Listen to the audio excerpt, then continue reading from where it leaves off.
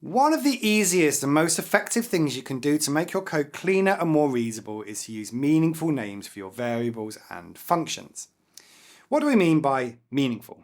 Well, consider this. You and I are both software developers and we're working on the same team. I've just sent you a DM on Slack and I've asked you to review a pull request that I've made containing some code that I've written to the project that we're both working on. So you open up the pull request and you scroll down to my code and you see this. How quickly can you get your head around this and work out what this function is doing? Now I'm guessing not very quickly, and that's because we've had this badly named variable, temp, and the function itself is also pretty badly named.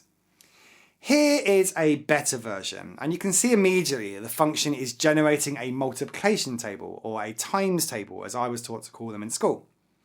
This variable, instead of being called temp, is now called results. So that makes it clear that it's an array that's being used to compile a list of results. The input argument also was just called data before. The names that you give these input arguments are read by whoever's calling this function in TypeScript. And even if this wasn't TypeScript, you still might end up documenting this function signature somewhere in your documentation. So calling it data isn't really giving away any clues as to what this value is supposed to be.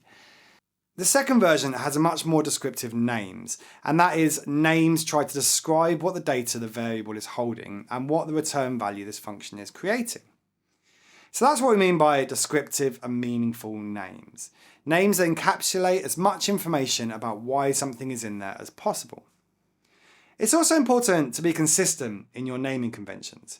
For example, if you use camel case for your variable names, then make sure that you use that throughout your code. Camel case is the de facto standard for languages like TypeScript and JavaScript, but it's not really enforced by default. So it's important to keep consistency with the way that you write functions and also to align with the coding standards set by your organization or your team. So in conclusion, using meaningful variable names and function names is an important aspect of writing clear and readable code. It can make it much easier for other developers to understand your code, as well as for yourself when you come back to this months later and you've forgotten what something was supposed to be doing.